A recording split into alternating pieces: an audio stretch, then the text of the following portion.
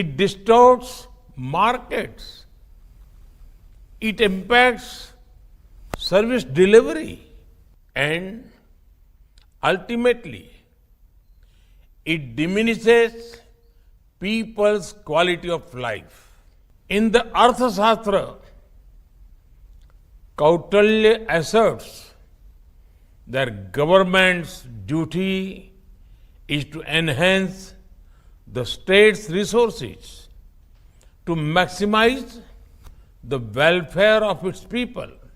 Achieving this goal requires combating corruption, and that is why fighting corruption is our sacred duty to our people. Friends, India has a strict policy of zero tolerance against corruption. We are leveraging technology and e-governance to create a transparent and accountable ecosystem. Leakages and gaps in welfare schemes and government projects are being plugged. Hundreds of millions of people in India have received direct benefit transfers into their bank accounts.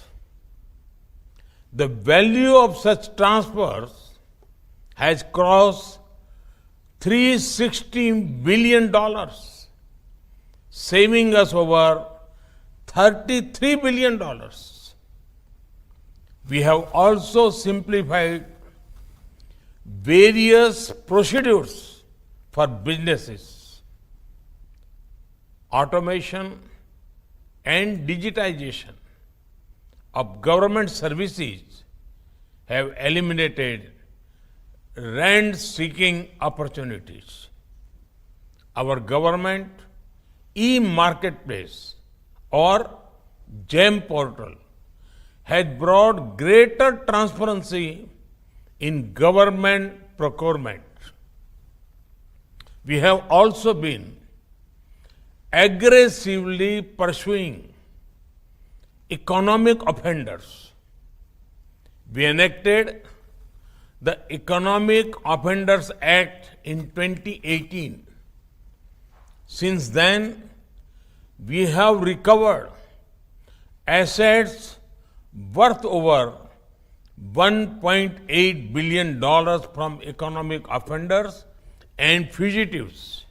Under the Prevention of Money Laundering Act, our government has attached assets worth more than $10 billion in 2014. Excellencies, the issue of fugitive economic offenders is a challenge for all G20 countries and for the global South. At my very first G20 summit in 2014, I had spoken on this very issue. At the G20 summit in 2018, I presented a 9-point agenda for action against fugitive economic offenders and for asset recovery.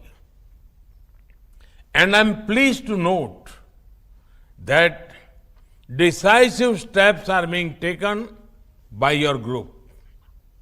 We welcome the action-oriented, high-level principles on 3 priority areas: law enforcement cooperation through information sharing, strengthening asset recovery mechanism, and enhancing integrity and effectiveness of anti-corruption authorities.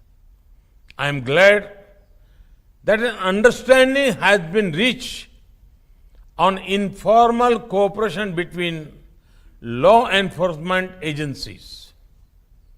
It will prevent criminals from exploiting legal loopholes when crossing borders. timely asset tracing and identification of proceeds of crime is equally important.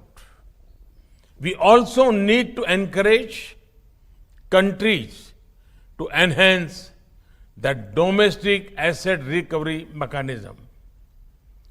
To expedite the recovery of foreign assets, G20 countries can set an example by using non-conviction based confiscations.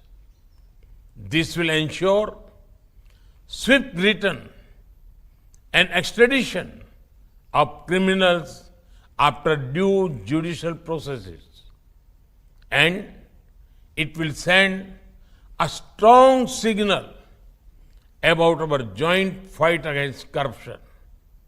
Excellencies, at G20, our collective efforts can significantly support the fight against corruption.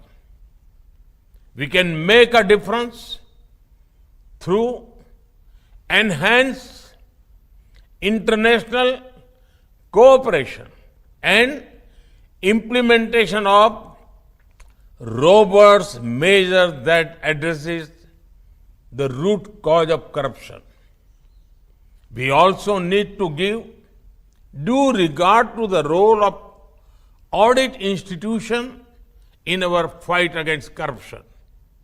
Above all, besides strengthening our administrative and legal system, we must foster a culture of ethics and integrity in our value system. Only by doing so can we lay the foundation for a just and sustainable society. I wish you all a productive and successful meeting. Namaskar.